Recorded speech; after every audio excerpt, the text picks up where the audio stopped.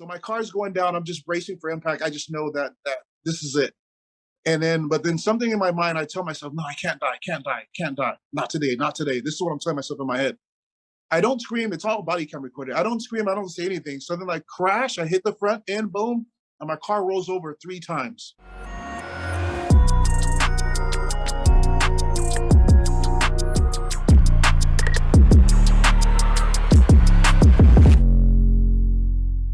What's up, everybody? Rick Fan here. Welcome to the Fan of Life channel, Fan of Life show.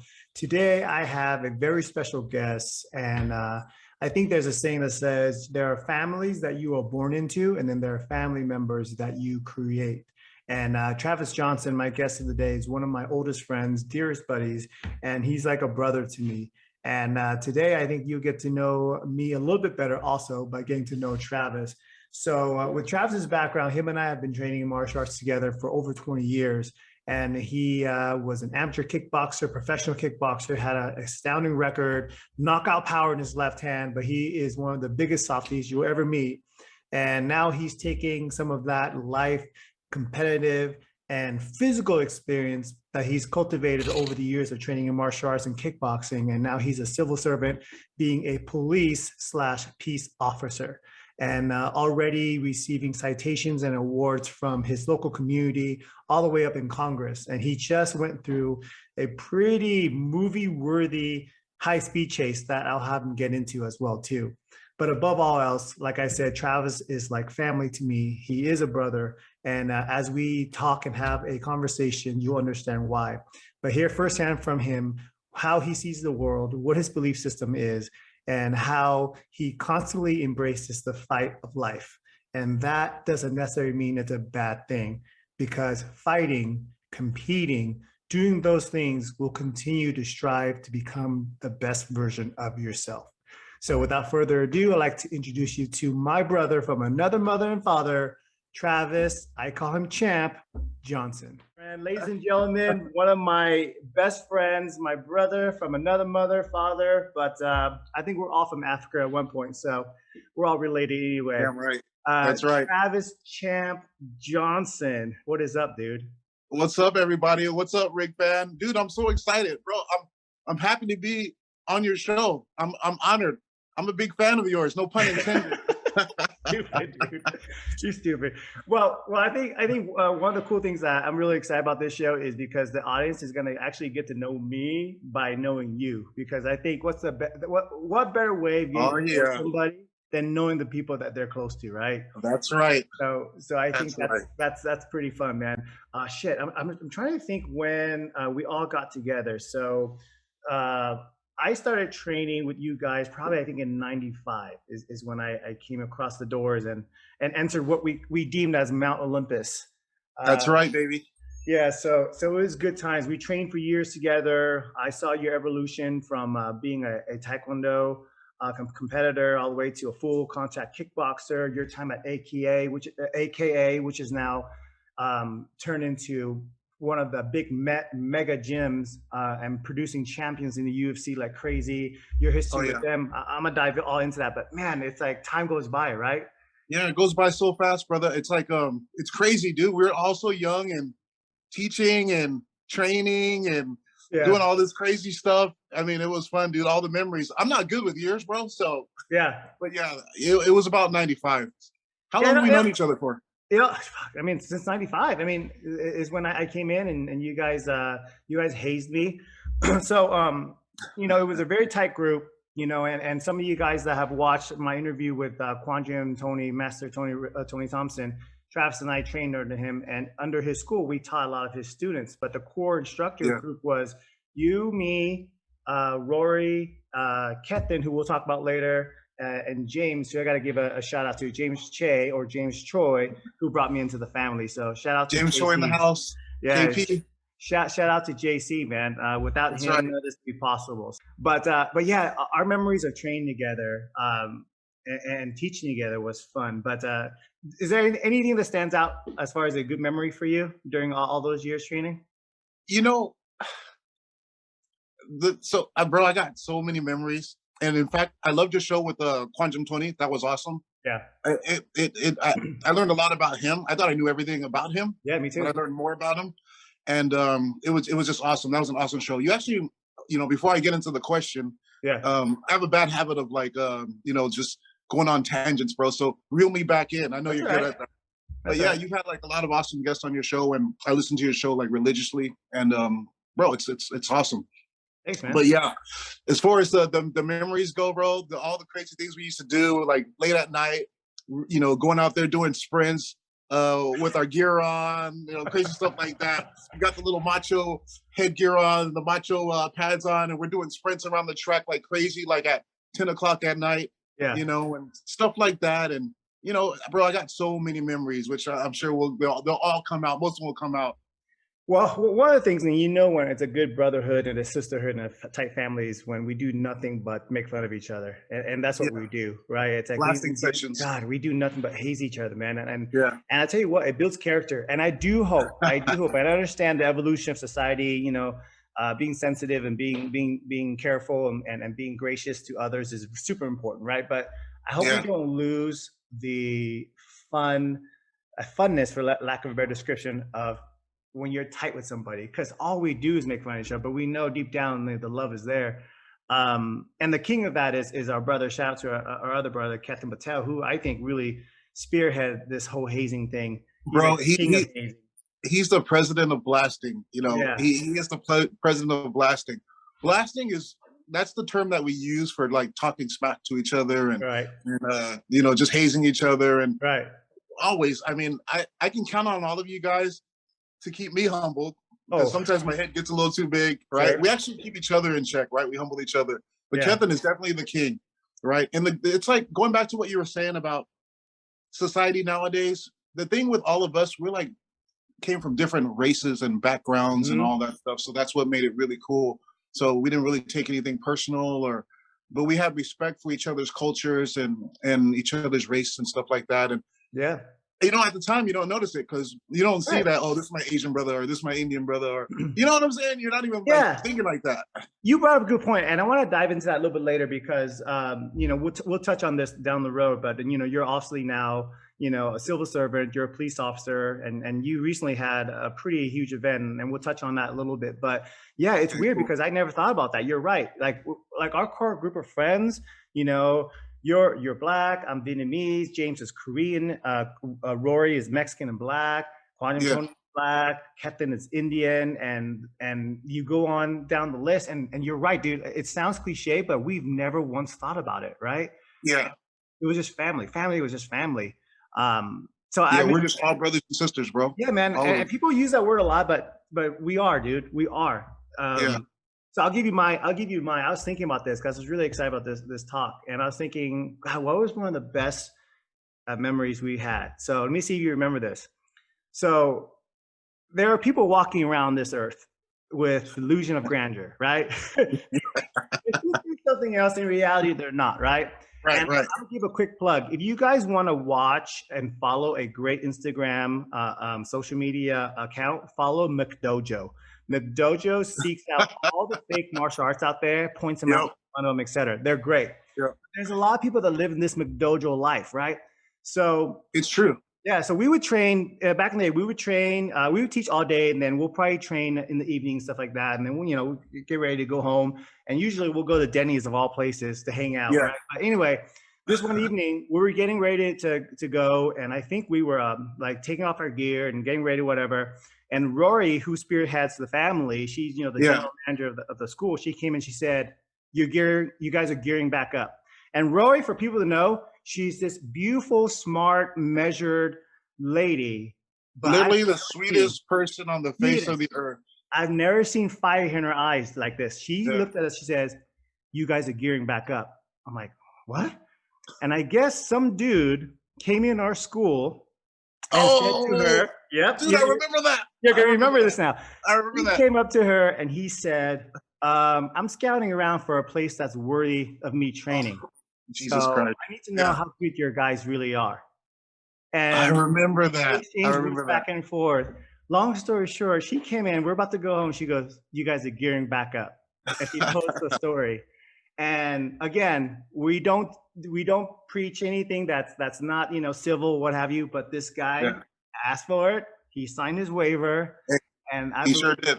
I believe we sent him packing. I remember you saying that Right. this fool walked into the wrong school. Of all We're the kids wrong. in this school, he rolled the dice and crapped out. Yeah. But Bro, anyway, can I say one thing for your yes, audience? yes. You guys do not know Rick Fan was a hell of a fighter, is a hell of a fighter. This guy was like literally like one of like the best fighters. Like he's the guy that would give me a challenge every time. I mean, very technical, very skilled. I bet you your audience didn't even know that. They see you as this guy that talks about like life and philosophy of life, and they didn't know that you were like just a kick-ass fighter, bro. So yeah, Rick Fan was like a badass. He really was. We all were, dude. Dude, iron sharpens iron, man. The reason why I am whatever level I am is because I train with guys like you, with my buddy Kyle, who's another brother. Quantum. Yeah. Guys like that. I mean, guys will whoop our ass every day, right? It makes us strong. Yeah. Anyway, yeah, that was a memory that came back to me, and I was just like, God, I forgot about that one, and I was just kind of going through the Rolodex of memories. But yeah. So talk to me about your evolution, because when I met you, you had already started to transition. You were starting to fight in the amateur leagues in kickboxing, full contact kickboxing, and that's right.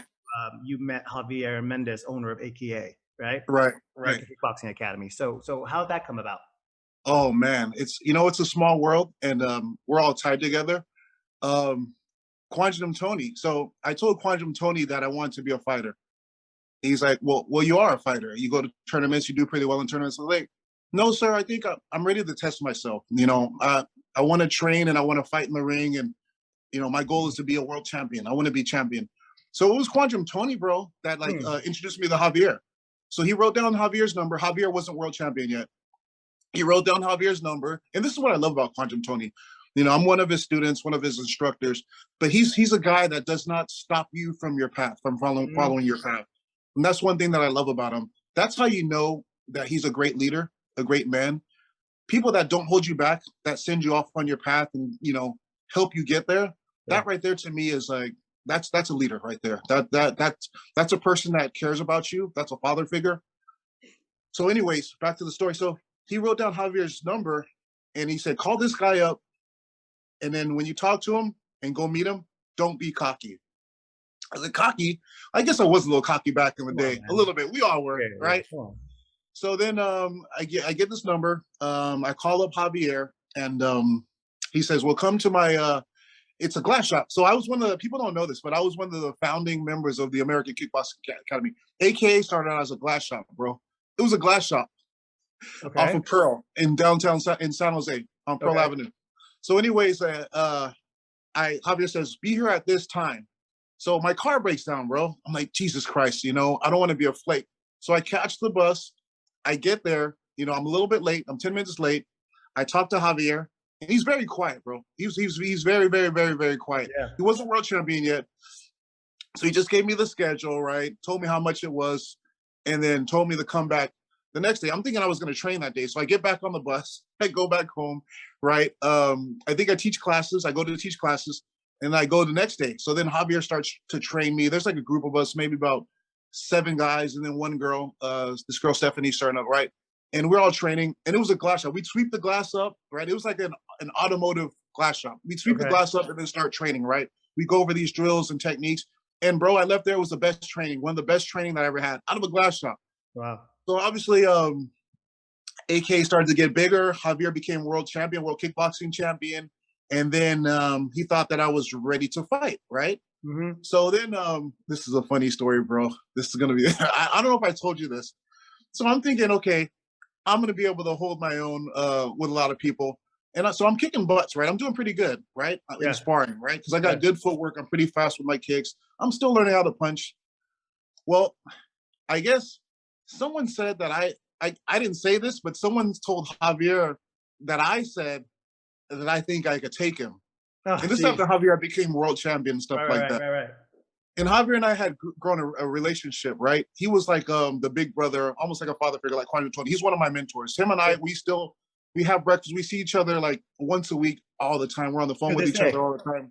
Our relationship is like super, super tight, Awesome. But anyways, Javier's like, hey, and he's the world champion. He's like, I need some sparring partners, And at the time, I think I was 6-0 in the amateur, 6-0 with 6 KOs. So he gets me in the ring, bro, and I'm doing my thing, right? So I'm tagging him, and I'm like, oh shoot, I'm doing good against Javier. And keep in mind, Javier is my coach, my instructor. He's a guy. He knows all of my weaknesses, all of my strengths, right? So literally in there, I'm teeing off on him, and he's just, he's a pro, and I'm an amateur. He's just doing his thing, moving his head and stuff like that. Let me get my shots off, building my confidence. All of a sudden, the round two starts, right? So I start fighting with my hands low, because I got pretty good reflexes. Yeah, yeah. All of a sudden, bro, out of nowhere, boom, kicks me in the neck, bro. I sit down on the second rope, and bro, I'm asleep, snoring. Yeah. And then I woke up. He's like, I told you to keep your hands up, and then he was cool with like a lot of love and caring. He told me, being a champ, you got to understand the difference between a pro fighter and an amateur fighter. You're an amateur fighter, you're a great fighter, you're going to be a great fighter. Right, right. But pro level is different. So if you're telling people that you can take me out, that's being very disrespectful. When I say, I would never say any of that. Right. So anyways, I found out that the guy that did it, it was just like this guy, like Super Dave. He's like always like he's Javier's like assistant, always like just trying to steer me in and like get us to go after each other. So he's cracking up and everything like that.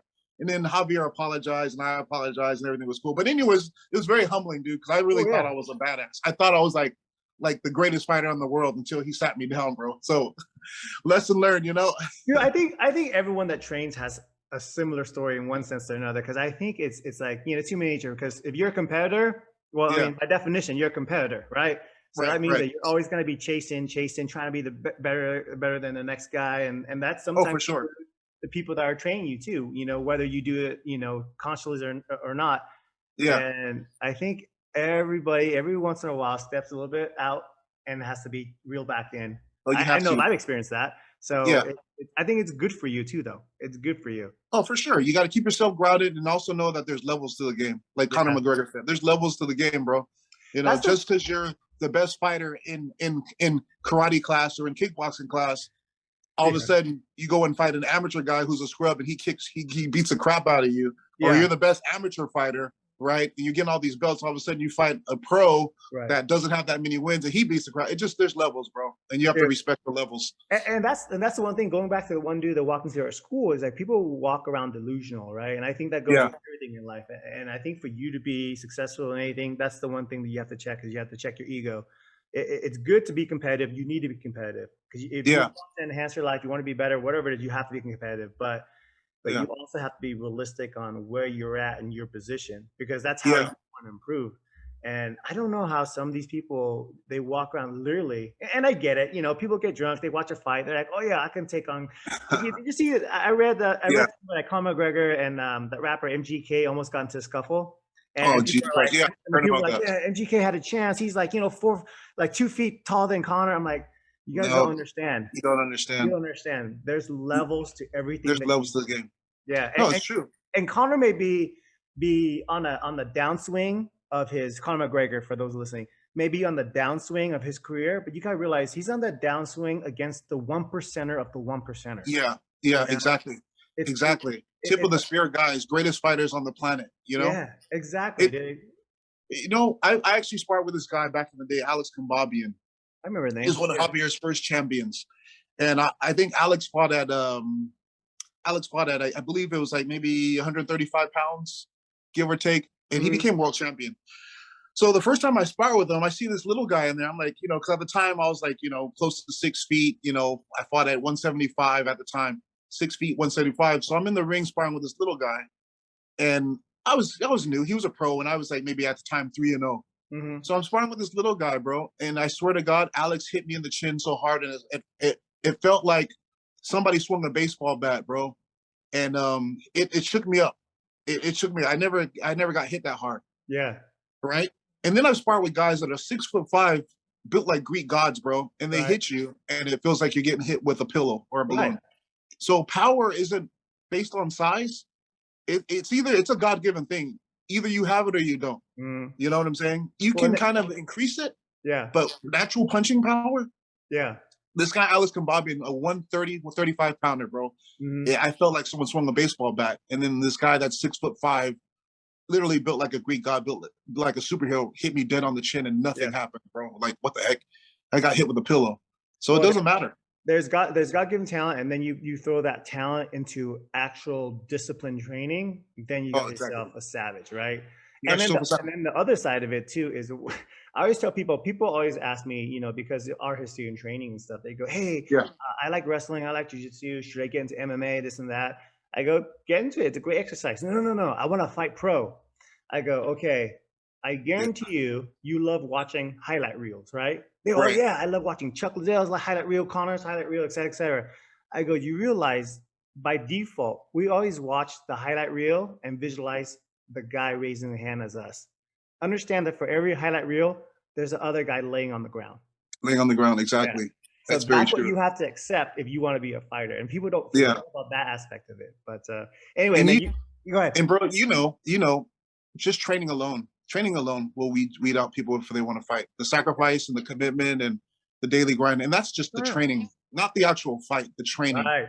you know that. I think the training is harder than the fight most of the time. It's harder than the fight. Honestly. You train hard. You train hard so that way the fight becomes easier. Right, You know right. what I'm saying? I The, mean, the mental whether that's true or breakdown. not, we don't know. Yeah, the mental breakdown, the mundane stuff. That mental game, that mental discipline is tough, dude. You Yeah. got to from yourself. I mean, a lot of people, and I'll be honest with you, I think partly why I didn't go as far in my career is because of the mental game. I think I gave into a lot of the hype versus what my ability could do. Meaning Right. that I'm 45. I can put my ego aside and said I was one of the guys that would be coined the term a gym hero, meaning that I guarantee you technique for technique. You put me in the gym, I'll put up against with anybody, top 10 in the world at the Yeah. time, whatever. I'm Of down, dude. course. I'm down. Yeah. But there's a performance level that when I got into the big stage, I did not execute the way I always fought to the level of my competitors, not Yeah. and I always held back. I don't know what that mental block was, but Yeah. and that's why champions a lot of times they're not the always the best fighters. They're the No. strongest will, strongest mind, right? Oh yeah. Of course. Let I me see ask that you all the this. time. I see some of your stuff back there, right? Where where's the Some of trophy? it. Where's the trophy I gave you? Uh. Uh. You know what? That trophy, bro, is in my room on a Uh, shrine in a glass container. will you explain to the audience what I used to do in my competition days? Oh, well, all right. So, like at the competition, before the competition, Well, or if I win my medals, my trophies, what did I used to do? well, you would give it to us. You give Yeah, it to your friends and stuff like that. yeah. I was like, You're very I was sweet, like, bro. for me, I was like, you know what? A couple of things. I would give my medals and my trophies away to the people that support me and all that Yeah, stuff. 'Cause I was like, I'm not doing this for the medal. I'm doing this for the for the glory of it, what have you. But and we're all a team. So if I win, you win. So I would donate my medals, my trophies to my friends and family, big and fan. and I donated one to you. I forget which one, but I sure don't let hell see it back there. So that's all I'm I saying. have it, bro. I still have it. Really? I have it. I Uh-huh. found Yeah. You know me good. You know when I'm lying when I tell you, bro. So you're a better man than me. Yeah. I got a story for you. This Kevin's in this one. I think I told it at his wedding, Okay. or maybe I didn't. So, anyways, we went to our first tournament together, right? Our first karate tournament together, and we were orange belts, I believe. Uh-huh. You know So we go Kevin. to the tournament. He's probably not gonna appreciate me putting this Oh out there. man. Okay. So, anyways, we're competing, right? He competes in forms, and I think he might have done sparring. I don't know if he did sparring. I know he did forms, and he did pretty good, but he Mm, didn't place, right? mm, So then he did sparring, and he didn't place. And remember, we're really really young, dude. So yeah. I think he's crying and stuff like that, or the fighting back the tears and stuff like that. So Uh, then I do my very first sparring tournament, right? I'm this tall, lanky, skinny little kid, right? Got my little orange belt on. My suit barely fits me, right? So I get first place. So I get the trophy, right? It was either first or second. So I get the trophy, right? And I'm holding on to the trophy. I see Kevin crying, right? I look at him. I look at my trophy. I look at him. I look at my trophy. And you know what I say to him? Hey, man, you can hold it if you want. I know, right? Asshole. So, yeah, I didn't give him the trophy like you. That's you're why you're a such better man than me, but I let him hold it. you're such a jackass. May I ask you, so you guys will hear Travis and I talk about Ketan a lot. So Ketan is like a big brother. I know you're older, but Yeah, the feeling of because of his maturity, I yeah, always yeah. see him as like our big brother. Yeah, so you have a son and you have a daughter. Your daughter, when she's ready to date, Would you rather her date a guy like Kethin or date a guy like me in our 20s? In our 20s? In our That's a good 20s. thing that you put in our 20s. Because you said now? All right, okay. But in our 20s, definitely Kethin Patel. Definitely Kethin K. Patel, for sure. I Right? would Because too, man. he's like the perfect son, dude. He always makes the right decisions. He's like just, you know, very responsible. At the time when we were 20, we weren't responsible. We're out there chasing tail. And Yeah. he just always does the right thing, dude. That You, he's the type of guy that you want to bring home to your parents, right? yeah. Your Yeah. daughter feels safe. He's gonna take care of your daughter. Guys like us, I don't know about that. No, no, no, no, no. Oh my I would God. not have my daughter date a person like you or me in our 20s. Now, to be fair, we were always respectful, but you're right. We weren't thinking completely with our brains, But That's true, you bro. know, Sorry to cut you off. Didn't your mom or somebody's parents said, "I wish you could be more like Kevin" or something oh like yeah, my that? mom did. My Right. mom did. That's so funny, bro. Yeah. So Kevin, he's a true martial artist because Oh yeah. when I started teaching at AK, teach for AKA, he actually started training there, right? Hmm. And he would come to my sparring classes. He actually ended up being like the best fighter in the class. I heard about that. Yeah. Yeah, he became like a good puncher, great boxing and stuff like that. And so There's, yeah, he'd go and spar and just, bro, he'd have these battles. It was pretty crazy. I would challenge anybody to find someone that genuinely will give as much value as Kethin does. I mean, he helped me tremendously in my early days, especially when I transitioned from a different discipline to training with you guys and stuff like that. So, Oh, for sure. I can't thank him enough. I can't thank I him enough. emulated, he was the head instructor, and I emulated his teaching style. Oh yeah. You know how you see someone that's good at something, and then you kind of like take what's like Bruce Lee, absorb what is useful, discard what is useless, right? I Yeah. would see Kethin the way he teaches, right? And Quadrum Tony, Hmm. you, James, I would take from each of you guys and I would implement that in my style of teaching. So that way when I teach my students, you know, I'd have different things to call on and different techniques to call on as far as teaching methods based on you, Kethin, James, Quantum Tony, but mostly Kethin. I patterned my teaching a little bit after Yeah. his, but then put my own flavor to it. Yeah. Same here. Same here. Well, we can go on for days going down memory lane, brother. I wanna get to the present now. So present time, you are now a police officer, right? Yes, Okay. yes. On the beat for what city or what county? So I'm in Fresno County. I'm a police officer with the city of Coalinga. Okay. Small town, but it has like big city problems. Yeah. Great town. They're pro law enforcement. It's awesome. I love working there. The city's great. The community's great. The staff, the command staff, everybody's cool. It's a great place to work. You recently got a citation from your chief and some of the city people, right, for an event you had gone through. You want to talk about that a little bit, if you can? Yeah. So basically, I actually got a citation and an award and accommodation, and also a medal for an event, a situation I went through, and I'll talk about it. And I also got an award like a few weeks ago from the House of Representatives, from Congress, bro. Oh, wow. From the yeah, from the Fresno representative. It was crazy. But anyways, so it was an award for I think bravery in a crisis situation, how I handled it. Mm, So I'll talk about the story. I'll take you from the beginning. I'll set it up and I'll take you from the beginning. sure.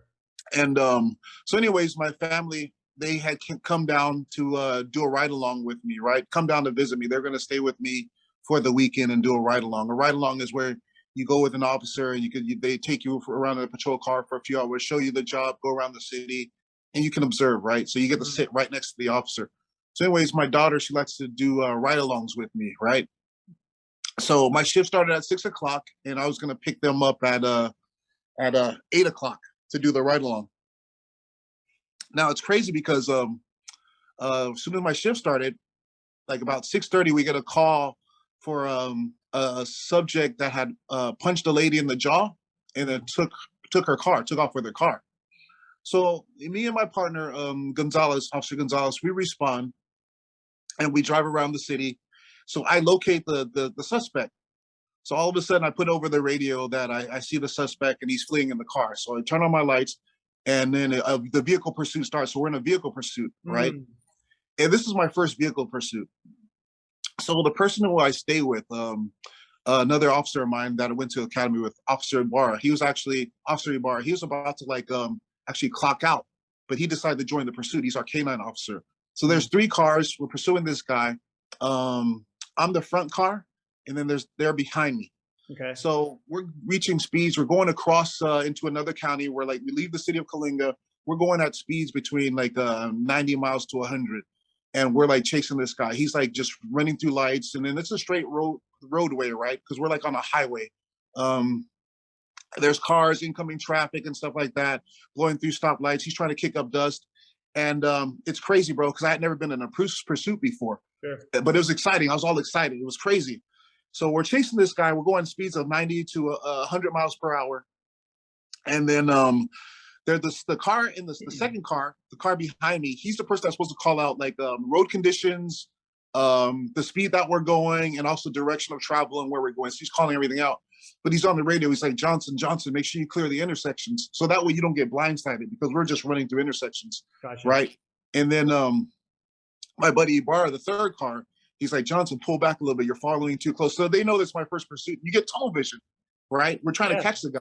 Yeah. So, but they still got my back because they don't want anything to happen to me because it's very dangerous. So we go past this intersection, and then all of a sudden this whole cloud of dust kicks up.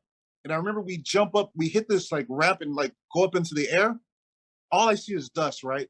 So I guess he spins out, and then the dust clears. It's all on my body cam, right? It's on like YouTube on my body cam and stuff like that. Someone posted it. I don't know who did that.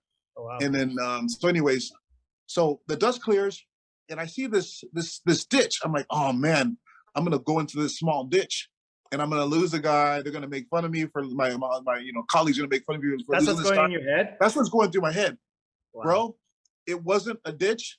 It was like a 15-foot canal, bro. Like a canal. Wow. Like a huge canal as I'm going down. So I'm going down, the front of my car is going down straight into the canal.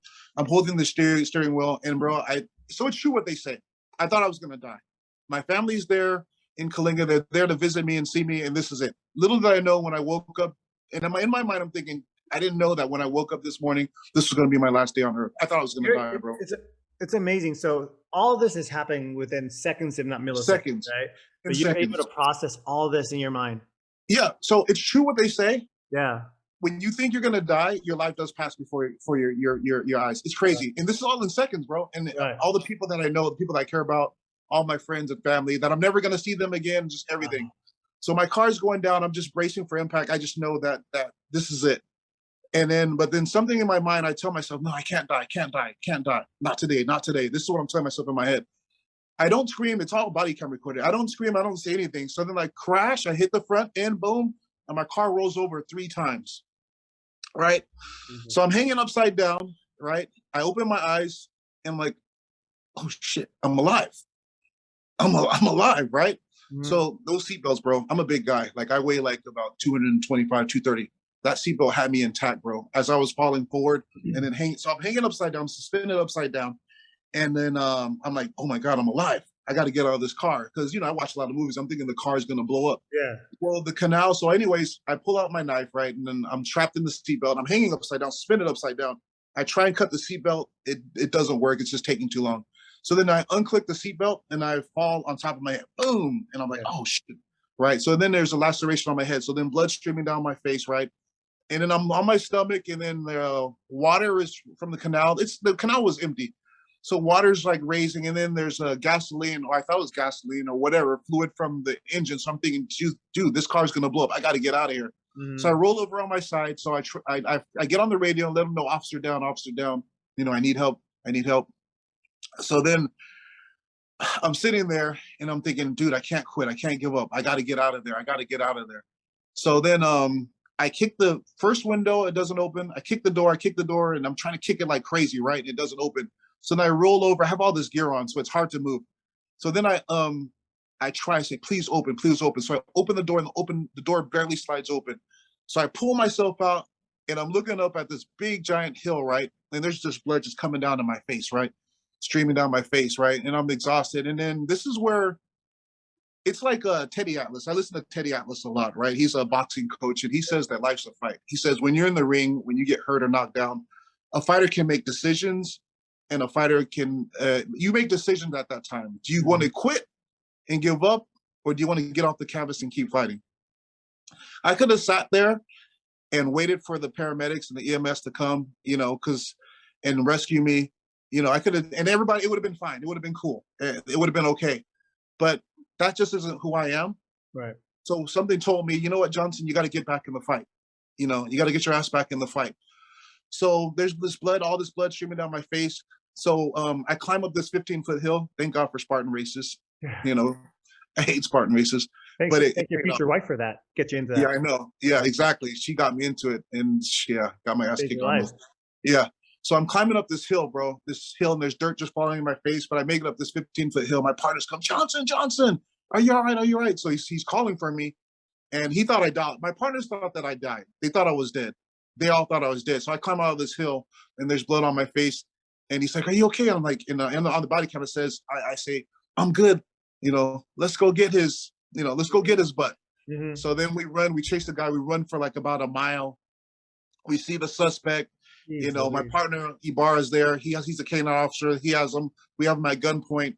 And then I see the guy, right? And there's just blood just streaming down my face. And I point my gun at him. And he's up on this one. There's like a tilted trailer because we're at a farm. And he's on top of it because he's afraid of the dog. So then I yell at him, you need to come down, get your aid down here. So then I put my gun in my holster and I grab the guy and I pull him down. And then that's when we apprehended him. So I crashed the car, got out of the car, climbed the hill, ran, and then apprehended the guy. It was crazy.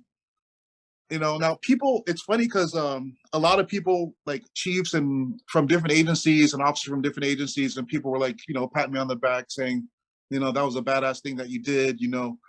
It was very heroic. I don't really focus on the heroics. What I think about was the fact that I almost didn't see my friends and family anymore. The fact that, I almost didn't I was this close, bro, from, if I wouldn't have clicked my seatbelt, I would not be here talking to you today. Sure. And so, yeah, it's cool that everyone talks, oh, it's like a scene from a movie, it's very heroic and you made a decision. And other officers, they tell me, they're like, what you did, bro, I've never seen anything like it before. I would have just sat there, or we would have, you got out there and got the guy, and then I think about it and I'm like, damn, they're right. It was crazy. It was pretty epic. But like I said, I focus on the fact that that was it for me, bro. I almost left this earth, Yeah. Now, they gave me, right? Yeah. Yeah. Exactly. So they gave me the awards and stuff, and ABC News did a special on me, and I'm getting all this press, but I don't do the job for that type of stuff, for the notoriety. I got all that from fighting. I do the job because it's who I am as a person. And my whole thing, bro, and you have the same mentality, is to never give up, never quit. It doesn't matter how many times you get knocked out. You get knocked down 6, you get up 7. You get knocked down 8 times, you get up 9 times. You don't quit. You always stay in the fight. And that's my mentality. And I know that's your mentality because we came up the same, and life's a fight, bro. Like Teddy Atlas says, life is a fight. We're all fighters. We're all fighters. It is. Yeah, I'm going to piggyback off that point in a second, but I don't want to let this moment pass and not say thanks, man. I mean, thank you for you. And when I say thank you to you, you're a representation of what the uniform and people that put on the uniform do each and every day. And I know, look, man, we can't deny the fact that there are rotten apples in every organization. And unfortunately, when the apple is rotten in law enforcement, it gets, exaggerated and it gets put into propaganda and people use it for their own intentions or what have you. But, we recently we recently honored, the 20th anniversary of 9/11. It's like, you look at the video, the people that are running towards the building that are burning and collapsing are the men and women in uniform. The guys that are in pursuit of somebody that potentially could be dangerous to the community are the guys in uniform. The guys that make the decision to put on a uniform and kiss their family and say, "Hey, I'll see you tonight." Hopefully, in the back of their mind, And those are things, and like I said, I didn't want the moment to pass by without saying thank you to you and your brothers and sisters in uniform, and you guys. Well, thank you. I appreciate that. I appreciate that. When I go to work and I clock in, my goal is to make sure that me and my partners go back home to their families. That's first and foremost. And it's in my DNA to serve and protect, bro. It's who I am. It is. I've known you forever. It is, and it's not hyperbole. It's not exaggeration. It is. So let me ask you this. Let's go down this vein a little bit, if you don't mind. And talk about it however you're comfortable you are. But right now, like I said, it's kind of trendy. I'll use the word trendy. It's kind of trendy to kind of hate on cops. Yeah, This day and age in 2021, my brother-in-law is a cop, love him to death. My father-in-law was retired PD as well. I have a lot of that, the blue bloods in my family that I honor and I respect. right. The question is, who in their right mind would want to sign up to be a cop in this day and age? Yeah, that's the thing. And I'll be honest with you. Before, being a police officer was an honorable and respected profession. Mhm. Now it's like we're vilified for all these you got all these bad cops out there, and there's not trust me when I tell you, in anything there's bad apples in any field, any career. Law enforcement's just under the microscope right now. And there's a lot of great cops out there, a lot of good people, a lot of people that bring honor to the uniform. Unfortunately, the media likes to like focus on the bad apples. As far as being a cop, it's a lot of people. It's nowadays it's not the thing to do, Right. right? But I really believe that it's a great rewarding profession, man. It's a job that I can't wait to do. It's you have to be a police officer, a peace officer. It has to be in your blood. It has to be something, Yeah. and you have to do it for the right reasons. You can't. I was never one of those guys that got picked on in school. So now I got the badge and gun. So now I feel powerful. Even with my badge and gun, you know what? I live by the golden rule. Treat people how you want to be treated. Just be good to people. Be nice to people. Yeah. People make mistakes. Whether it's a criminal, whatever, you treat people with respect. Now obviously if people get out of line, right, then I gotta demonstrate command presence and all that and handle business. But other than that, it's like a lot of agencies need officers. Like a lot of people are like leaving the profession. The profession isn't attractive anymore due to the media. But it's so rewarding, man. When I go out there, 80% of my calls is helping people. Yeah. Solving problems. Yeah, there's the fun stuff with the vehicle pursuits and catching the bad guys and arresting people and all that stuff. But it's so awesome. And the thing with media, they don't show all the good things that police officers do. They don't show any of that. They just focus on all the bad stuff. Right. There's people that are saving. There's officers that are putting their lives on the line, saving children, adults. Running into burning buildings. It's just like it's crazy, bro. It's crazy how the media just portrays it. And I want to put this in perspective for people too, is that think of this way. Imagine your job being one of the few jobs that the only time people call you is when bad shit is happening. It's very true. When does someone call you out of the blue and say, hey, can you send a patrol cop over here? I made an extra case of lasagna. I want to hand over to Officer Johnson. You know what I mean? It's, hey, domestic disturbance. There's someone driving drunk wildly on the streets. There's someone that looks like they're intoxicated, waving a knife, a gun around, et cetera, et cetera. Hey, a pursuit, and that's the thing that I want people to realize too. Let me ask you this then, in your opinion, how can we bridge that gap? I mean, what do you do personally as a peace officer? So basically when I contact the community or contact citizens, I try and just be very approachable, and not because, you see all the uniform, we have all this tactical gear on and guns and all this stuff. And, we tend to not be approachable. It just seems like, what I try to do is, just let them know that I'm a person just like you. Yeah, I got a badge, I got a gun. It's not about that. I'm a person just like you. Let's talk. I try to talk to everybody. Anytime I contact the community, I try and talk to them and ask about their lives and ask about, how they're doing, or ask about how we can do a better job, protecting the community, or what are your needs. I think what law enforcement needs to do, though, we need to let people know like what the job is all about. Yeah. And what I mean by that is the things, our day-to-day activities, why we have to do certain things the way we do it, procedures, how we serve the Constitution, what that means, how our whole thing is to protect people's constitutional rights. But then there's some certain things when you break the law or break rules, then obviously we have to enforce the law. Right. But we need to like actually have a partnership with the community. And to do that, it's just got to be like a whole team effort, a nationwide effort to where we kind of like show the community that we trust them. Because right now it's like an us against them mentality. Right. The city that I'm in, it's almost like a small bubble. But the rest of the nation, the Right. rest of California, I can't speak for it. It's Right. different. So I'm fortunate in that way. But we have to be more approachable. We have to be more sympathetic. Um, as far as the hiring, it's hard to be hired as a police officer, and you got to go jump through so many hoops, and they want to get the right people, but sometimes they fall short, and they get these people with baggage or people with, the personality where they just, you know what I'm saying? They want to like show off or overpower or be the authority. Where really, you need a person that's understanding, and a person that is intelligent and knows how to deal with people. You see what I'm saying? I do, and I see it through this, and at some point we got to get it through our politicians' head is, obviously, there's that big movement, and the phrase is cool to say, and trendy to say, which is, defund the police, which is ridiculous. Contrary to that, I actually think the police need more funding allocated to proper things.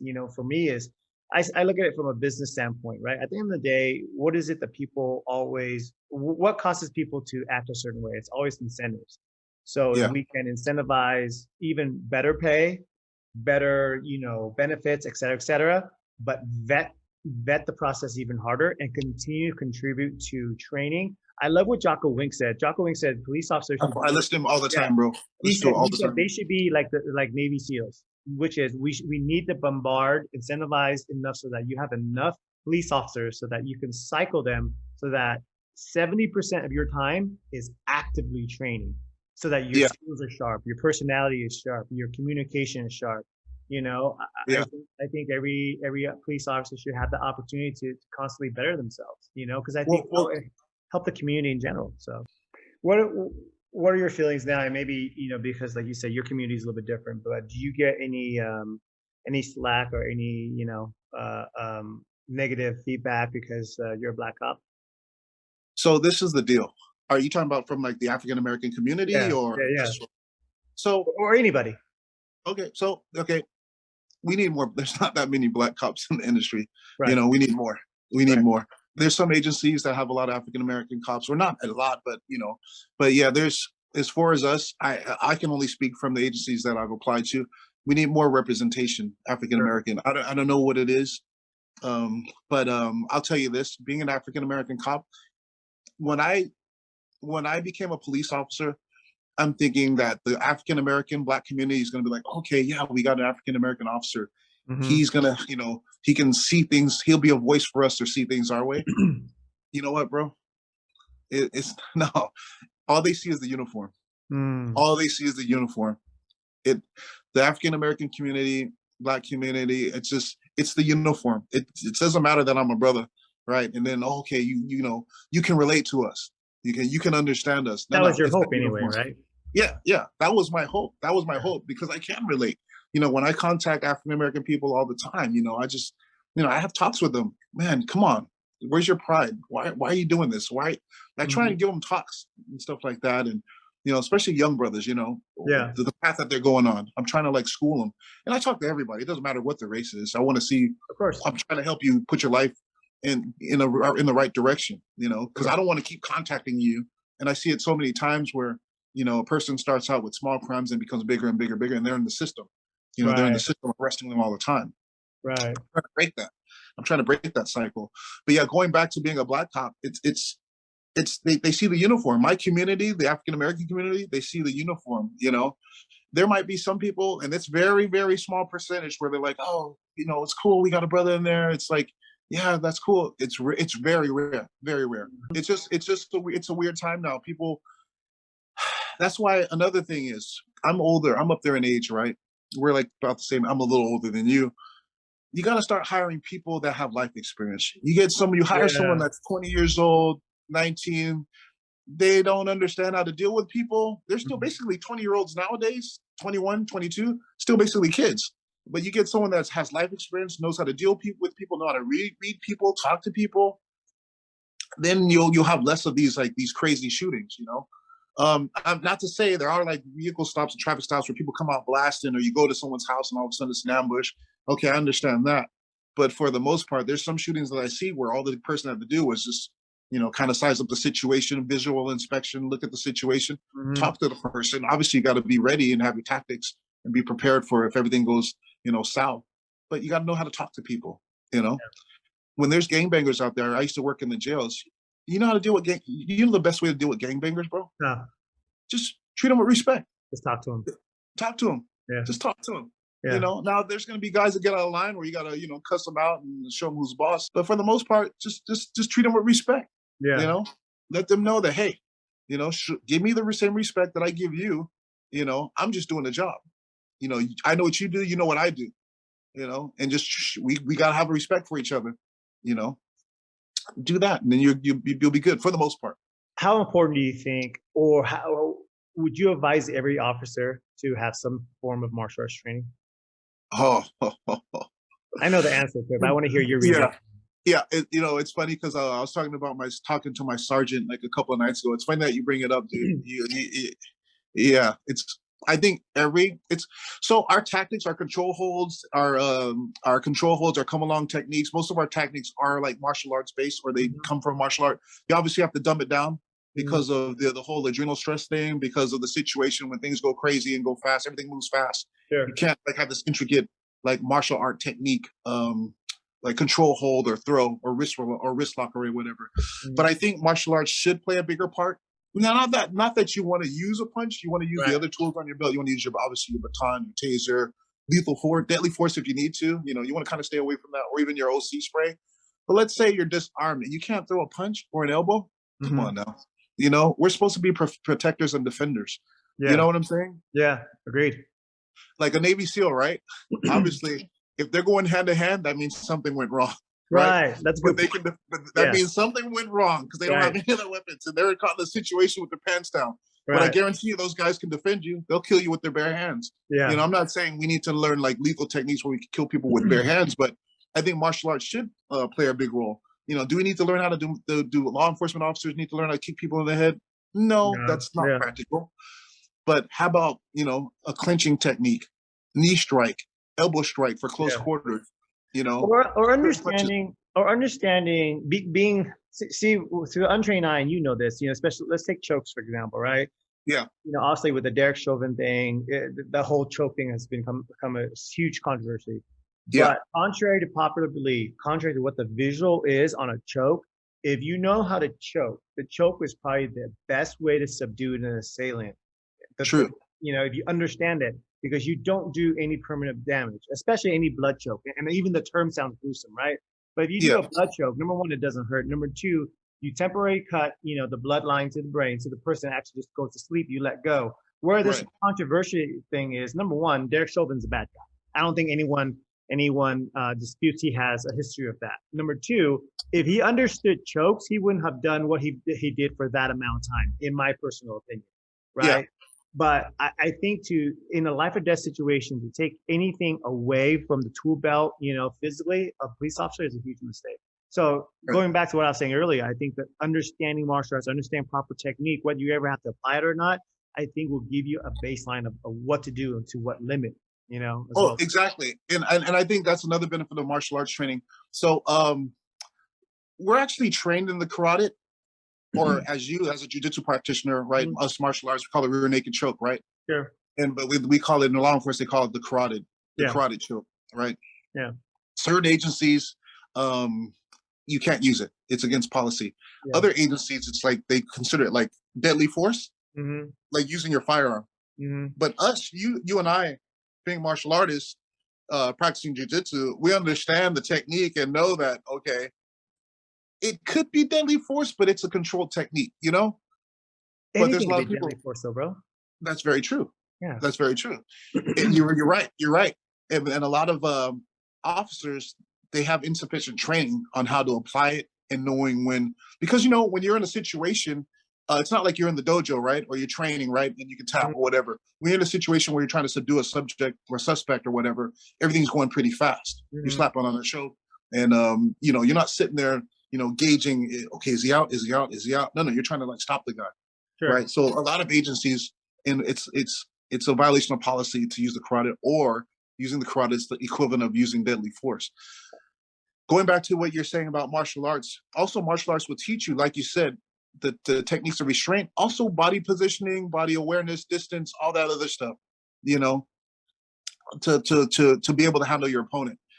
As what I mean by distancing, right? If you're gonna like clinch up with someone, let's say we're gonna go tie clinch, right, and do a knee, right? You throw your hips back so that way they can't grab your gun, grab your tools, throw the knee, right? Or leg kick, you know, a good leg kick to the knee, you know, even a push kick to the body, or even on the whole grappling part, right? Yeah. Okay, if you're gonna go for a rear naked choke, right?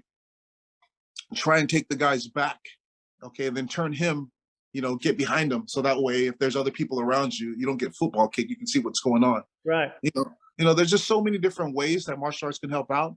Because the thing is, when you train, you don't want to ever get into a physical altercation or physical situation. Right. And everything is about technique. No matter how crazy the eye of this hurricane is, if you have technique and can stay calm and execute your technique, you're going to be all right. You're going to be fine. So fighting or tactics, martial arts techniques, you need to know all that stuff, man, because you never know what situation you're going to be in.